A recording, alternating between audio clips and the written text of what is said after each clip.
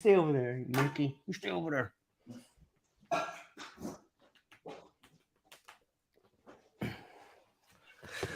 Ladies and gentlemen, welcome back to the True Life Podcast. I hope everybody's having a beautiful day. It's Tuesday. The world is unfolding in ways in which you've never imagined before. And I've brought to you someone who seems to be on the forefront. Someone who seems to me, with his incredible newsletter, with his ability to forecast the future. Maybe that's because he's always on the front line and it seems to be he's the person creating the future. The one and only Israel Wilson, business developer, innovator, creating at the intersection of Web3 and AI. Israel is a seasoned professional advisor with over 10 years experience in business development, spanning across social media, entertainment, finance, and education. I recommend everyone check out his newsletter, Founding the Future. A man that's passionate about merging culture and tech, always learning, always building. Israel, thanks for being here today, man. How you feeling? Thanks for having me. I'm feeling great. Nice, man. You look great. You know, it's a beautiful day, and I'm so excited that I was. You know how I found you is I was just cruising through LinkedIn and I came across this newsletter, the Founding the Future, and there's so much cool stuff in there that speaks to everybody out there that wants to get a leg up, and it's almost like a little window into the future, man. But before we jump into that newsletter, I was wondering if you could give us a little background on who you are, how you came up, and what you're up to. Man, I was wondering how you found me, and I'm glad that I started writing that newsletter. I'm actually getting back to it. I've been focused on building this community, and kind of when I zoom in on something, I kind of focus hyperly on that. I've been having to create all these courses and stuff. But yeah, so I always was into the future since I was a kid. I think I was really dissatisfied. We both had a commonality. You almost live in San Diego. How dare you? I grew up in San Diego. I went to I grew up in a couple miles from the border. I spent the early majority of my life. I moved there when I was about 5, San Ysidro, California, right, in southern part of San Diego, and during that time, I was dissatisfied. I think a lot of that was built on dissatisfaction with the way things are, and that led me to start thinking about the possibilities and way things could be. I started reading really young, and I got deep into sci-fi, and so I read Dean Koontz and Robert Heinlein, and was a big fan of Frank Herbert and Dune and things like that, and just basically got into this place where one moment. Yeah, man, you got it.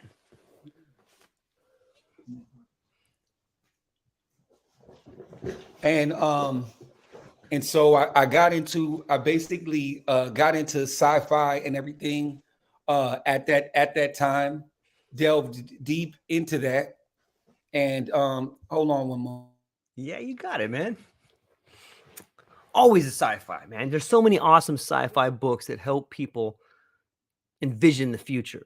There's a great series called Red Rising. For those of you that are watching, looking for like a sci-fi series called Red Rising, it'll blow your mind.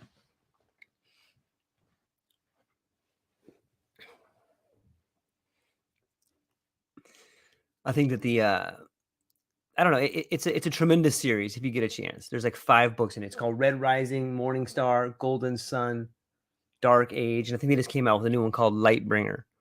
But it's like a metaphor for the class system, and it uses different races in space to talk about the haves and the have-nots. I'll see if Israel's figured or if he has read that book. But Herbert Dune, awesome book. Isaac Asimov, another stellar sci-fi series of books to read. So those are some of my favorites. Yeah, sorry about that. Minor, man. I got a 15-year-old, man. Well, congratulations, man. You know what I mean? Well, a lot of work, but you know what? Happy and healthy, man. That's all you can ask for, right? Yeah. Healthy is all you can ask for.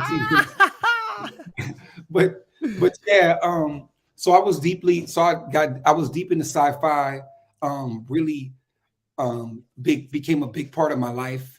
And I was always looking out, dissatisfied with the way things were. I thought that the projection of the future, I thought we would have already gotten here, but it seems like now we're at this hockey stick point in time, and suddenly all the thoughts, processes that I had, all the things that I was interested in, suddenly became popular interest. So, artificial intelligence, what's now called Web3, cryptocurrency, and all these things. And so, about 15 years ago, I read the Bitcoin white paper. 15 years ago, coming up in November, I read the Bitcoin white paper, and I was already inspired to do these token experiments because I realized that human beings are valuable, but money is a medium of exchange in that value exchange, and that we couldn't solve the problems of society within its current confines. And I'm still looking out to that. Every time I'm sitting in traffic, I'm dissatisfied with why are things like this. There's so many things that are the way they are, not because they serve us, but because they're preserved by people with their own interest, self-interest, or a lack of interest in changing things. And these decisions, hopefully, are made by better parties. And it looks like, if I was to give one perspective, if I was to fast forward 100 years from now, I don't believe that human beings are going to be trusted to make decisions, because we just don't make the best decisions, and our society is a result of our poor decisions. Man, I am glad you read sci-fi, man. And I'm glad you came up the way you did, because someone who has the insights, the ability, and the imagination to create the future, I'm hopeful that person is someone who wants to benefit mankind by making the younger versions of himself better. It seems that, I was going to jump into this a little bit ago, but I'm going to read off a few positive aspects and a few negative aspects, and then tell you what those aspects are about. But then see if you can guess what they are. Okay. So first comes a list of positive aspects. Rapid innovation. With fewer restrictions, innovators could build upon existing ideas more freely, leading to accelerated technological process. 2, collaboration. Open sharing of knowledge could foster greater collaboration among creators and researchers, leading to more interdisciplinary breakthroughs. Number 3, affordable access. Reduced copyright restrictions make more creative works more accessible, especially in less developed regions, improving education and cultural exchanges. Diverse interpretations. Art and media could be reimagined and interpreted by various artists, resulting in a richer and more diverse cultural landscape. 5, community-driven development. Communities could actively contribute. I should read that part again. Communities could actively contribute to improving and extending technologies, adopting them to specific needs. These would be the negative aspects. Number 1, diminished incentives. Without strong protection, creators might have less incentive to invest time and resources in innovation, potentially slowing progress. 2 is quality control. Lower barriers to copying could lead to lower quality products and services as competitors rush to replicate without sufficient development. Economic impact. Reduced protection of intellectual property might deter investments and disrupt traditional business models, impacting economic stability. Ethical concerns. Creative works might be exploited without proper attribution or compensation to creators. Cultural erosion. Strict copyright laws can protect cultural heritage and indigenous knowledge from being appropriated without consent or belief. And the question I had asked was, a world with less strict patents and copyright laws could have both positive and negative implications. And after reading your newsletter, so many different things, it seems to me, Israel, that's kind of what we're seeing right now, is like this breaking apart of the poor decision-making of the past, or these guarded gatekeepers, or these rails that are only letting people funnel into the top, man. What do you think? I would say that I would say that both the positive and the negative have caveats. Okay. I don't think that I would say that definitely that the positives outweigh the negatives, but the positive of collaboration is really hard with our current structure of corporate structure. Right. So I keep on thinking about this example. If Pfizer, Merck, Johnson and Johnson and opened up their research and let AI run through their research, we'd probably cure all diseases in the next decade. Wow. But that level of collaboration won't happen because of the current problem. And that's where alternate economic systems come into play. That's where cryptocurrency and blockchain starts to make sense, and a changing of the guard as far as our economy goes. We can't, Winston Churchill, I don't know if it's Winston Churchill or Einstein, has been quoted from both, Right. but it's the thoughts that created them. Our problems can't be solved by the thoughts that created them, the same type of thinking that created them. And I think that's where we're at right now. We're at a place where we have to start thinking about things differently. Yeah. We can't preserve things. Right now, we're thinking about holding back AI because it's going to disrupt the job economy, when really we should thinking about the way in which AI can support a future where a lot of jobs don't make sense. Yep. You know, ever since Roomba was invented, anybody vacuuming a floor is probably in a bad place. And eventually, but iRobot is doing bad in stock market terms right now, while there's somebody still that has a job vacuuming a floor. And it's really, all these things are going to change in the future. Automation, as far as transportation, I've been on 4 podcasts this week, and one of them, the author of the host of the podcast wrote an article recently about the Tesla Cybertruck. And so if we look into forward 20 years, automation should definitely be the norm when it comes to transportation of goods. Not just trucking, but drone deliveries and different things like that are going to diminish the ability for people to gain income that way. We should start repurposing society to support that. We should start helping those people plan for a better future without that, because it's a likelihood. And if we don't do it, the only thing that I could say is certain places may not do it and may not speed into the future.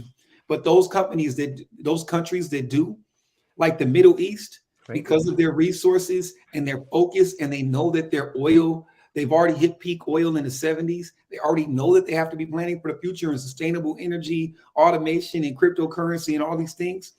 They're going to just leapfrog us and going forward into the future. And places like China and others that are embracing of this are going to be in a better place. And we as Americans need to start really embracing the fact that the future is coming, regardless of whether we like it or not. And we have to get prepared for that. And I think that that's more. Da Vinci, during his lifetime, was extremely limited by the materials that he had. He had plans for planes, helicopters, and other things, but his materials were limited. Jacques Fresco, who died a couple of years ago, had his plans limited by the structure of society. All of his plans were good. All of his plans could be implemented, but the structure of society disallowed that plan to happen. And to see how far backwards we've come, we can't currently build another Great Wall of China with our resources. We don't even know how to build a pyramid. And for reference of how long ago the pyramids were built, Cleopatra was born closer to the iPhone than she was born to the construction of the pyramids. So we've lost information and lost ability right now. And there's no way we're going to catch up continuing to do things the way we're doing them. Man, that was really well said. And it makes me excited because I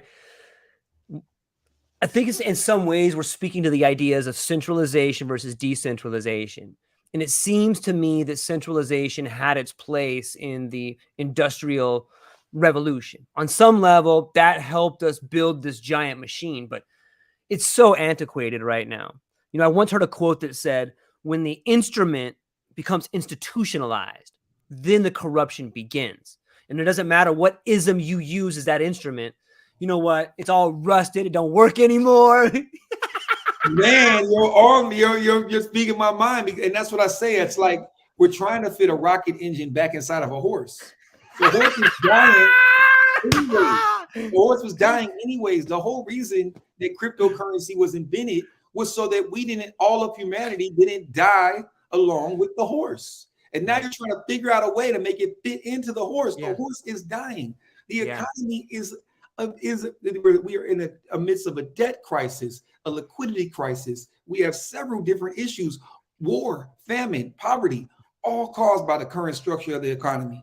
And we want to try to make this thing fit. And then the sad thing is that these two adoption cycles, 2017 and 2021, brought with them people who didn't have any idea of the ethos of cryptocurrency, the reasoning behind it, but began using it as a way to make money or an investment, and really made it use this through that process. And then those people are proponents of trying to figure out a way to make it fit into the system that it was made to help us at least have an option against. I think there's a great option for cash. I think cash and currencies, especially if we actually had currencies that were printed up by governments instead of by banks, that would be an amazing turn. And it'd be great that the American people had actually had their own money. I would be a proponent of that. And then cryptocurrency could be taxed through and help to fund that system. But right now, our income tax doesn't go to pay for roads or schools or hospitals. Our income tax goes to pay on a debt that's growing forevermore, and there's no way out of it and so we at least need to have this other option, which we do with Bitcoin. We have another option, but it's just a matter of taking a choice to option, and the criminalization of that or the institutionalization of that are both wrong paths to take in the efforts to stave those things off. And all of the arguments made around cryptocurrency, oh, it could be hacked, oh, it could be used for illicit acts. Well, identity theft is happening every day, and your bank account is hacked every single day. So we're not arguing against bank accounts.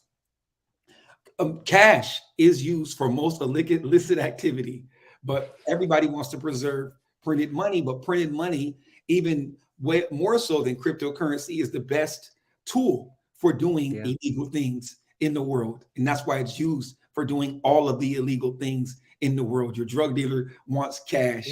And especially cartels love cash because they can move it around and things like that. So, man, I love it. I love every second of it. You know what?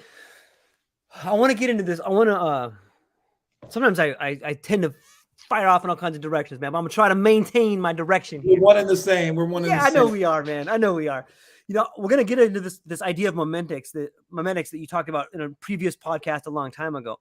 But I want to draw a parallel between the unrealized dreams of the boomer generation that is dying and the way that the system is trying to be preserved. Like there's such a giant class of boomers throughout the world, and a lot of boomers and a lot of people that are still holding existing power have these old existing ideas of how the world should be.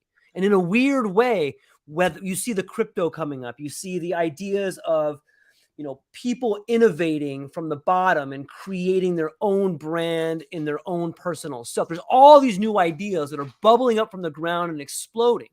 But the same way you see people trying to put the rocket engine back in the horse, you know, we're still spending money that way. Do you think it's just like, is this just an evolutionary process, like the tide going in and the tide coming out, this older generation slowly dying out and new ideas emerging? Is this something that like, you know, just is nature? Are we expanding and contracting? We've expanded, now we're contracting, and you're getting ready to blow up again. What do you think?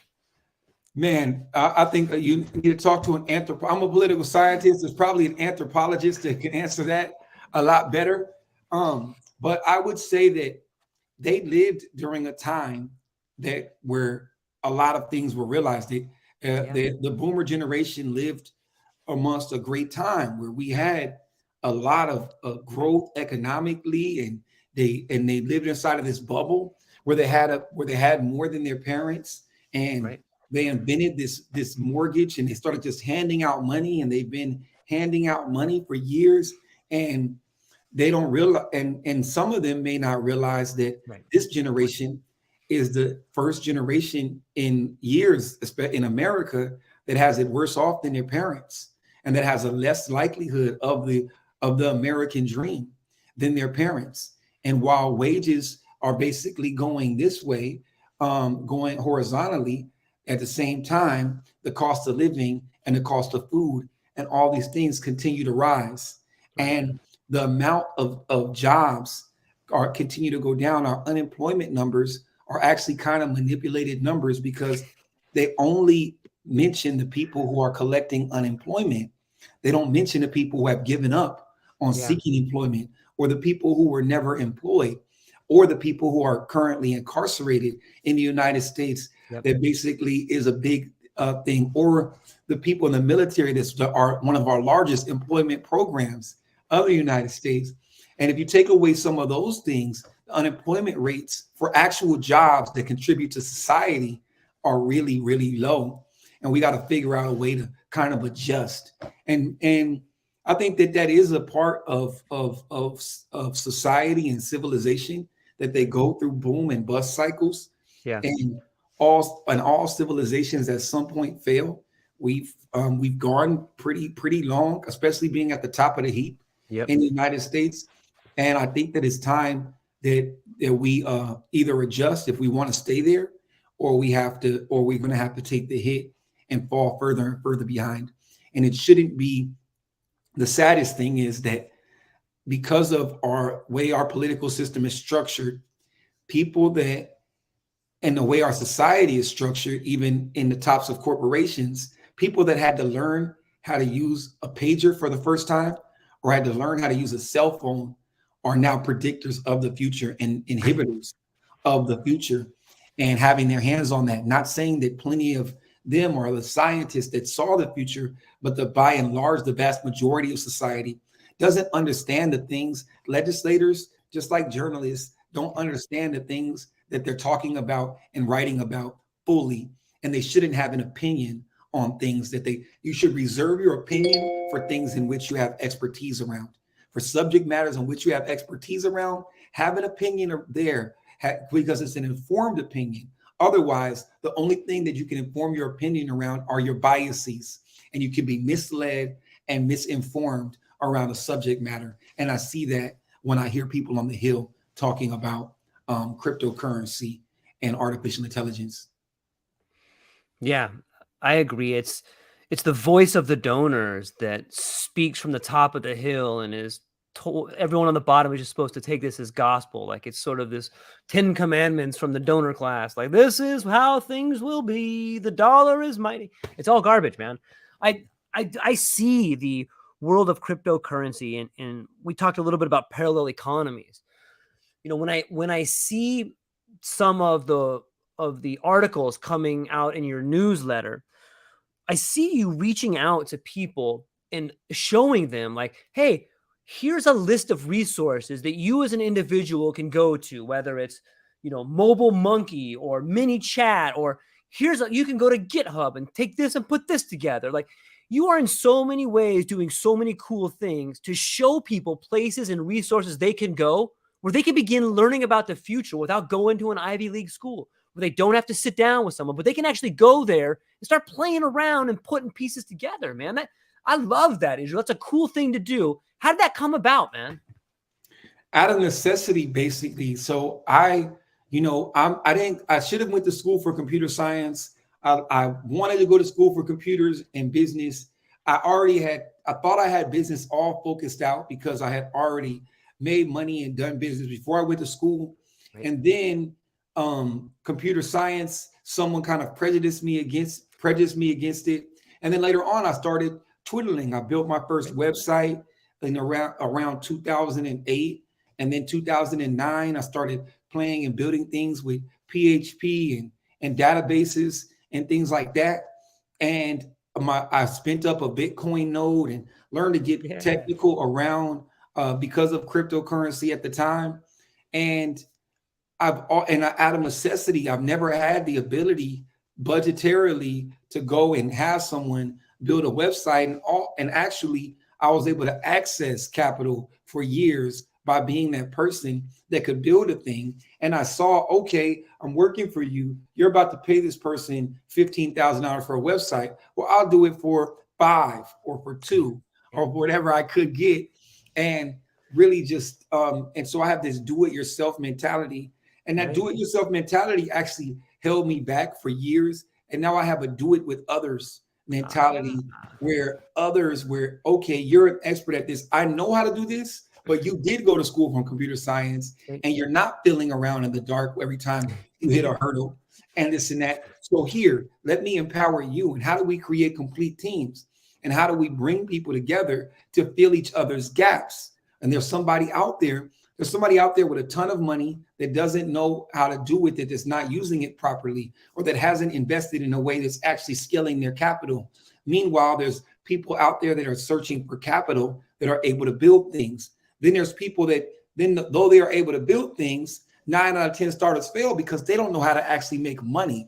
They don't know how to move fast enough to make money or preserve money. And so now they need people like me that can, oh, I'm going to challenge your assumptions. I'm going to help you do this cheaper than you possibly could have ever done it. And I'm going to focus on us actually making money. And if we're not actually making money, let's stop focusing on that. Let's at least have some type of secure revenue stream, because you're not going to be able to build this and depend on your next raise without revenue, without capital. The more revenue you have, the higher your multiple, the more your revenue is going, the better the proof is that you deserve more capital. Otherwise, you're running around here building a thing, utilizing millions of dollars or hundreds of thousands of dollars to build something that you haven't even tested in the market. Nobody's buying it, and you're trying to sell it to somebody else. And I see so many founders getting caught up in that. And so that just happened to me over time.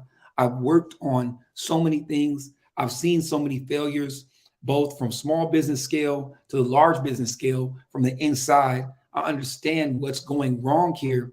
And I know what the solution is. The solution is people.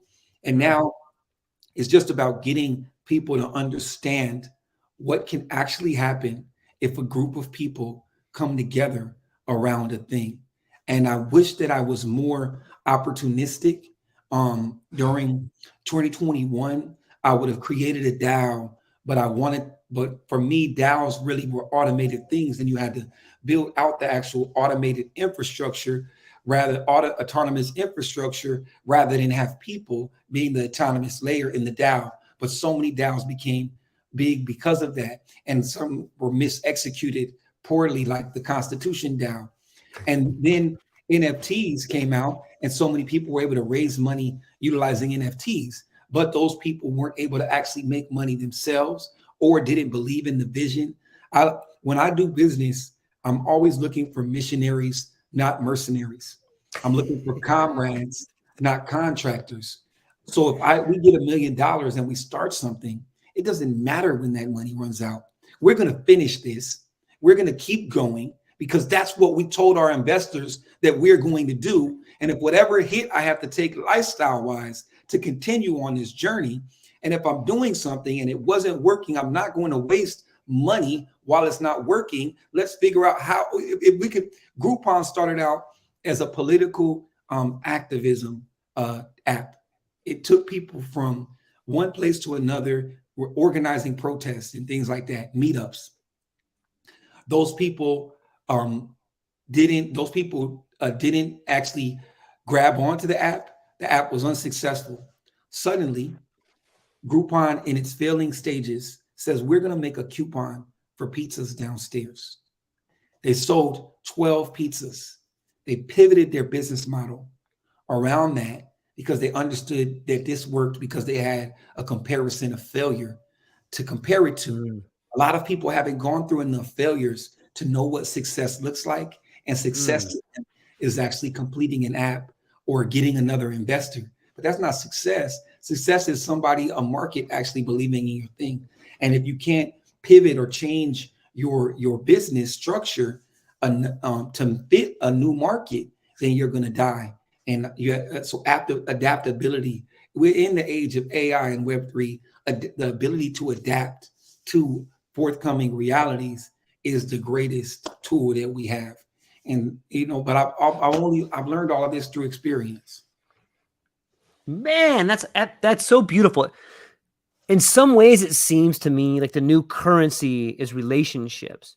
And when you were talking about the way in which you choose, comrades over contractors, your use of language seems to be your use of language and your understanding of relationships in business and people seems to mirror the way in which strategies work in cryptos and NFTs. Like there's a real big understanding there. And it's kind of mind-blowing to think about the way in which we relate to each other.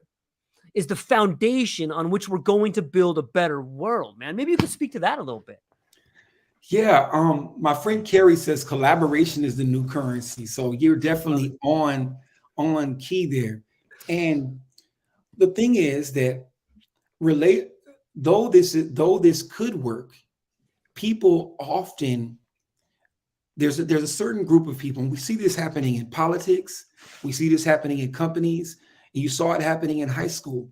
There was a person that wasn't necessarily the best person to do a thing. They weren't the nicest person. There wasn't the nicest guy that got the most girls. It was the guy that maybe was the best at manipulation or best at cues and things like that. Right. And that same person is very successful in these realms. These people that can manipulate a mass group of people that get the things, and they may not even know that they're doing it. They're just naturally been born to pull people together around leadership. But on the other side of that, that person has to be willing to sacrifice themselves. I think that's the new thing, is that to really do something great as a group, the leader has to put themselves. Leaders Eat Last is a book. I love that book, man. Yeah, so leaders eat last. So you have to really embody that ethos. I believe in Web3. You have to worry less. I was asked a question years ago. Would you rather have $10 million and not be able to give it to anyone? Or would you rather have $1 million and be able to give away $100 million? And I'm the second person. For me, the ability to bring to life the things that I want to bring to life.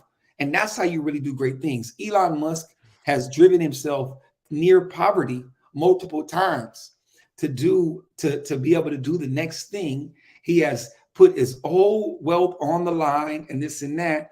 And that's the only reason he was able to realize his vision. And you're like, that's where it's missionaries over mercenaries is. You have to have a vision. Your vision has to be so strong and so overpowering that you won't let it die.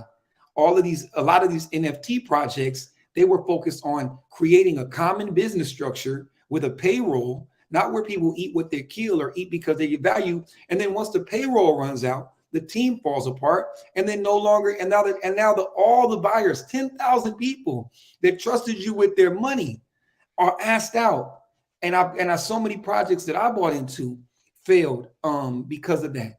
And I realized that now, as I'm building this community that I'm building now, that's the goal is to create. My goal in life is to create environments in which all types of genius can thrive, with emphasis on the all, and that focus. And every single person, if 10,000 people join my community, it may take me a year, 2 years, 3 years to talk to every single person individually and get to know every person individually. So I started out with a 777 NFT collection because I know I can know 777 people in a year individually. And how can I help you as an individual improve your life?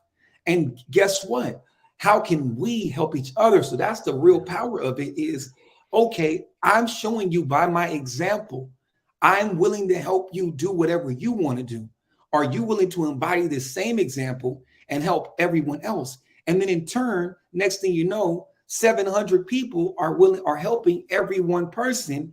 And we have all of the resources, all of the abilities, everything that we need to do this thing. And its responsibility is on us as a group. And that's when things really get powerful, when people stop putting responsibility on leadership and hoping that leadership will create some magic wizard wand and make everybody richer and everybody more successful. But instead, each person takes an individual responsibility to contribute to community in such a way that they make the community more valuable. And people, when they look at projects like Bored Apes, they don't see that that's what actually happened. You know, Gary Vaynerchuk and VFriends is a different thing because he has a whole corporate structure, 20 years of experience, relationships, and all these things to build this thing around and gain value around it. But the biggest project monetarily, Bored Apes, what they had is in their early members, they were getting people from the major talent agencies and getting people of note and this and that. and people were bringing their friends in and bringing that value in and creating value for the community. And so the thing becomes more valuable. And then they're talking to investors and VCs and getting them to believe in the thing. And the value was way higher than the actual value of the thing. But that's actually because the leadership isn't actually intentionally creating the most valuable ecosystem that they possibly can. And so my focus is trying to do that. And I really believe that that's the key to making these things. An NFT, they say a diamond is forever. An NFT is forever. It's a token. It's non-fungible. It can't be broken around. It's on the blockchain. It's going to exist forever. If you don't have a forever plan on how you're going to make a community more valuable to its members forever, then you shouldn't even start in this realm. Man, it's deep. It's deep. It's tough for me to wrap my mind around forever, though. Like, that's a long time, man. Like, you know, how do you balance that? Like, I love the passion behind creating an idea that lasts forever, or better yet, inspires forever. Yeah, that's what it takes, right? It's that ability to see a vision and then translate that vision into reality in the mind of the others and empower them to move forward. It's almost like you're creating a new pattern, man. That's it. And you said, you struck on him. You said the minds of the others, because I could disappear tomorrow, but if the people, and then if I do disappear tomorrow, here's the thing: if I do disappear tomorrow, the keys to that smart contract disappear with me. Everything disappears with me. Or if I burn my other key and send it somewhere, then I can't do anything with the contract, and the contract just becomes this forever thing. Yeah. And these NFTs become symbols. They become relics.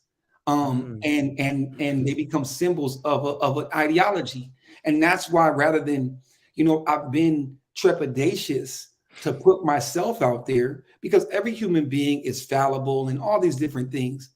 And that's not my goal. My goal is to make the community far bigger than I am. My goal is to make my companies far bigger than I am and not have them depend on me as an individual. As we see, if someone else had bought Twitter besides Elon Musk, a controversial figure, the conversation would be completely different. But he bought it, and everybody hates Elon and this and that, and they're putting their prejudices and their biases on Elon and embedding them in the thing, and it's lost some traction because of that, or it's changed the community in result of that.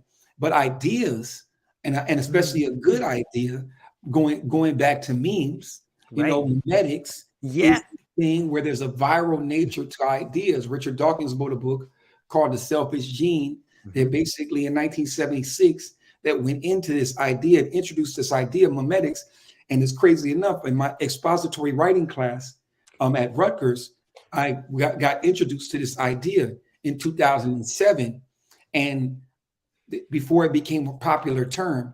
And I think that that's one thing you were talking about, how I'm always getting the future. And I don't think that that's like anything intentional. I think I'm just aware of things. I'm deeply involved in the things that I'm aware of, and I'm interested. Curiosity is my thing. So we were just talking about nerds and geeks, and nerds basically are, by definition, is a person who obsesses over a thing to the neglect of all other things. And at some points, that's an issue. It becomes a social issue when I don't want to talk about anything else but this thing that I'm interested in. But it's a superpower when you're doing the thing and working on the thing. And so creating this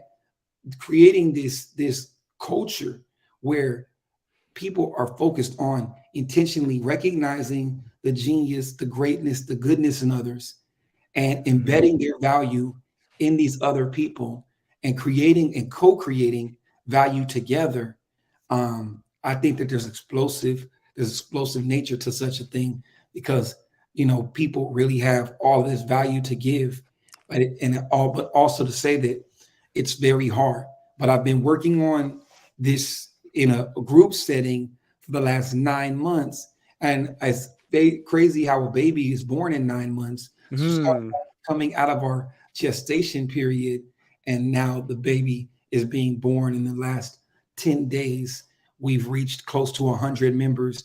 And so if growth keeps going on the same track, we'll be over 1,000 plus by the next 90 days. And by next year, we'll close out. I think I want to close out the community, in keeping with the 7 theme, close out the community at 7,777 members, with 777 core founding members and a variety of different interests that intersect with culture and technology. Man, it's common to give a baby a name when they're born. What's your baby's name? What's the name of this baby that was born? Oh yeah, well, it's ICGNU. That's been the name. It's IC 5 letters, ICGNU. I constantly gain new understanding, or I see God in you. I love it, man. And so just really focused on that, and focus on building something. I really want to build a home for people. I really want to build a home where people lack judgment, deal with forgiveness, recognize the best of our traits, and augment them with the traits of others, rather than recognizing the best of your traits, then seeing your flaws, judging you for your flaws, and disowning you for your flaws. When especially if we're embracing our flaws, I know what I don't do, and I continually attempt to find colleagues who do what I don't do well, but in turn, that it's happened repeatedly, that those people then believe that their trait is more valuable than my trait, and then they think that they can do what I can do, then they attempt to go do it. But to do what you could do with me, you're gonna have to find another me. And each of us are rare. Each of us are that X factor.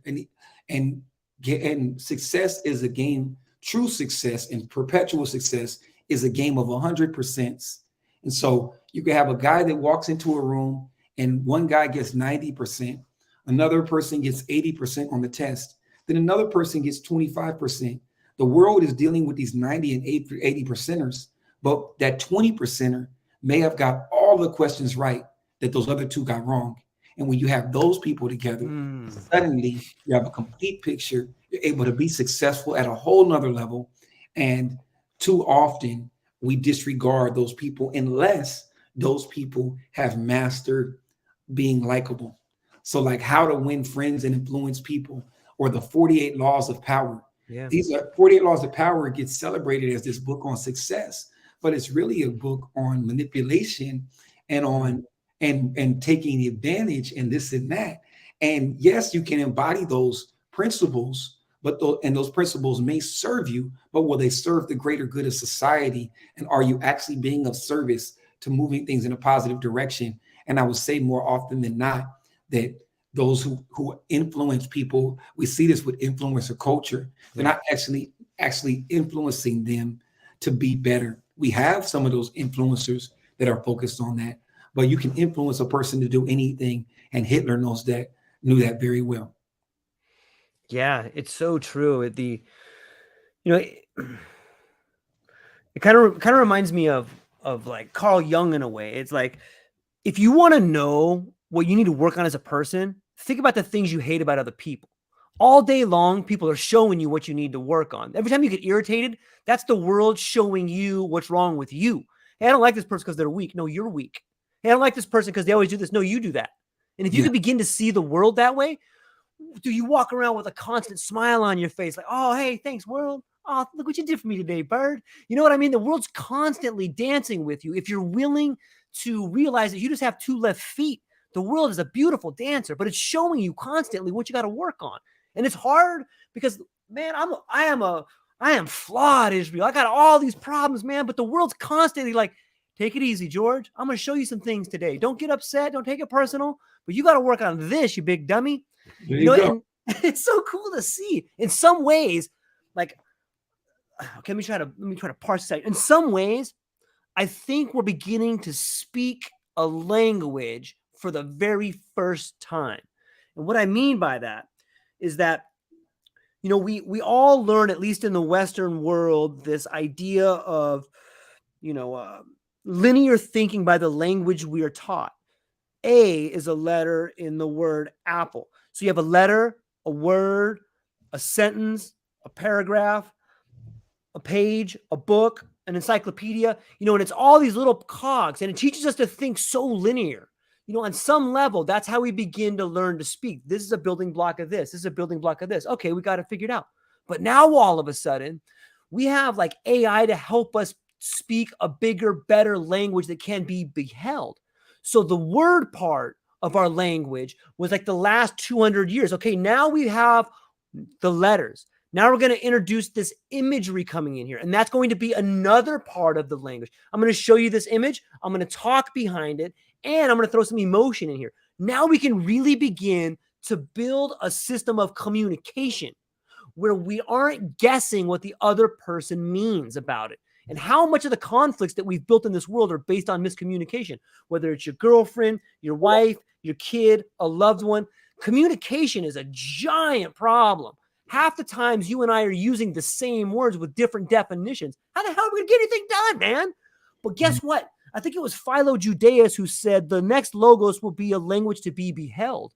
And if you look what you're doing with NFTs, if you look what we're doing when we use imagery and memes, what you're beginning to see is language evolve.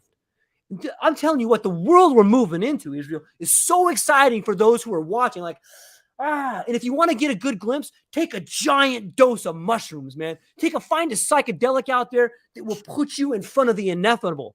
And you will begin to see that you don't come into this world, you come out of it. And the magic that can happen there, man. Woo! Thanks for letting me share that, man. I've been thinking about that for a while. Thank you, man. I think that's a great place to end it. I've got a 1:30 scrum. Man.